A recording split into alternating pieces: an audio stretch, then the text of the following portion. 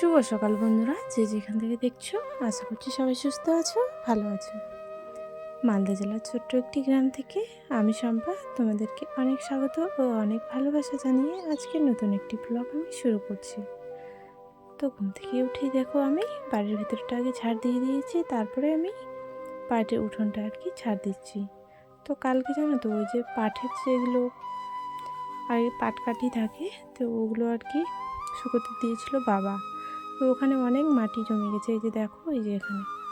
তো ওগুলো আমি এক জায়গায় করে রাখলাম, তো এগুলো উঠিয়ে আর কি গামলাতে করে আমি ফেলে দিয়ে আসবো আগে, নাহলে ঝাঁটাতে জানো তো যাচ্ছেই না আর কি, অনেক মাটি আছে তো ওই জন্য। পাটকাঠির আর কি গোড়াতে যেগুলো মাটি ছিল, কাদাতে আমরা পাটগুলো কেটেছিলাম কি না, তো তার জন্য পাটের গোড়াতেই আর কি ছিল মাটিগুলো। চলো ওটা ভরে রাখলাম, পরে আর কি আমি ফেলে দিয়ে আসবো।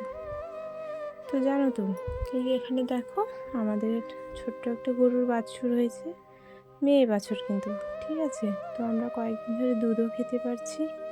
আর ঝাঁটা দিতে দিতে আমি ভাবলাম যে না, হাঁসগুলোকেও ছেড়ে দিই, অনেক বেলা হলো। তো ওই জন্য হাঁসগুলোকে ছেড়ে দিয়েছি। আর জানো তো হাঁসগুলো কিন্তু আমি বিক্রি করে দেবো কয়েকদিন পরে। আমাদের এখানে আর কি মনসা পুজো হবে, তো তার জন্য এখন দাম পাওয়া যাবে, ওই জন্য হাঁসগুলোকে আমি এখন বিক্রি করে দেবো। তো দেখো ওরা খাবার না পেয়ে চলে গেল জমির দিকে। আমাদের বাড়ির পাশে পুকুরটা আছে, তো ওখানে ওরা কমই নামে, অন্যদিকে আর কি একটা ছোটো পুকুর আছে, তো ওই পুকুরে আর কি হাঁসগুলো যায়। আর এখন চারিদিকে শুধু পাটকাঠি আর শুধু পাট, যেদিকে দেখবে সেদিকে। তো দেখো এই যে দেখো মাঠের দিকে আর কি আছে, আর ওইখানেই আমরা নোংরাগুলো ফেলি প্রত্যেক দিন। আর ছাগলগুলোও কিন্তু বের করতে বাকি আছে, তো ছাগলগুলো আমি পরে বের করব। হাঁসগুলোকে ছেড়ে দিলাম, ঝাঁটা দিলাম, তো ওইদিকে কাজ মোটামুটি হয়ে গেছে। এখন ওই যে থালা বাসনগুলো ধুয়ে আমি রান্নাঘরটাকে লেপে তারপর বাড়িতে একটু লেপে আর কি কাজ আমার সকালের শেষ হবে। আর জানো তো আমি কাজ করেই আর একটু জল খেয়ে চলে যাব জমিতে, ওই যে পাট ধুতে। বাবা আর কি একাই ওইখানে পাটের জমিতে, জানো যেখানে জাগ দিয়েছে ওখানে জল শুকিয়ে গেছে, তো বাবা ওখানে আর কি জল দিচ্ছে পাইপ দিয়ে, লোকের আর কি মার্শাল আছে, তো সেখান থেকে আর কি দেয়। তো বাবা জল দিচ্ছে আর এইদিকে আমি কাজগুলো আর কি তাড়াতাড়ি করে নিচ্ছি, কারণ বাবা আর 1-2 দিন পরে আর কি বাইরে চলে যাবে। টাকার খুব সমস্যা আমাদের চলছে জানো।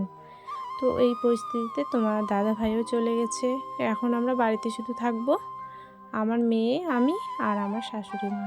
তো আমার শাশুড়ি মা কিন্তু অসুস্থ জানো, তো ওই জন্য কোনো কাজকর্ম আর কি করতে পারে না, আমাকে আর কি করতে হচ্ছে। তো চলো বেশি দেরি করব না, আর তোমার ছাগলগুলো বের করে দিয়ে একটু জল খেয়ে আমি জমিতে চলে যাব পাট ধুতে আর কি। আর মেয়েকে ঘুম থেকে তুলে দেব, যাতে ও তাড়াতাড়ি স্কুল যাবে, তো ওদের পরীক্ষা আছে আজকে। তো দেখো এই যে আমি এখন জমিতে চলে এসেছি। ঘর লেপানোটা তোমাদের সাথে শেয়ার করলাম না, প্রত্যেক দিন একই রকম ভিডিও করলে ভালো লাগে না, তাই না? আমারও ভালো লাগে না গো ভিডিও করতে। আর ওই যে দেখো মন্দিরটা আছে, ওখানেও কিন্তু অনেক মানুষ পাট আর কি ধরছে, ওখানে পাট ছাড়ানো হচ্ছে আর কি। তো চলো মন্দিরটা কেমন লাগছে তোমাদের অবশ্যই কমেন্ট করে জানিও।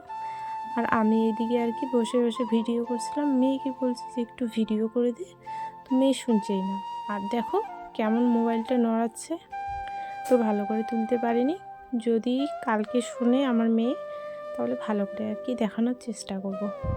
তো বাড়ির পাশেই আমাদের জমি, মন্দির, সব কিছুই সব মিলে একাকার, ঠিক আছে। আমাদের মাঠের মধ্যেই বাড়ি, খুব ভালো লাগে জানো এরকম পরিবেশে।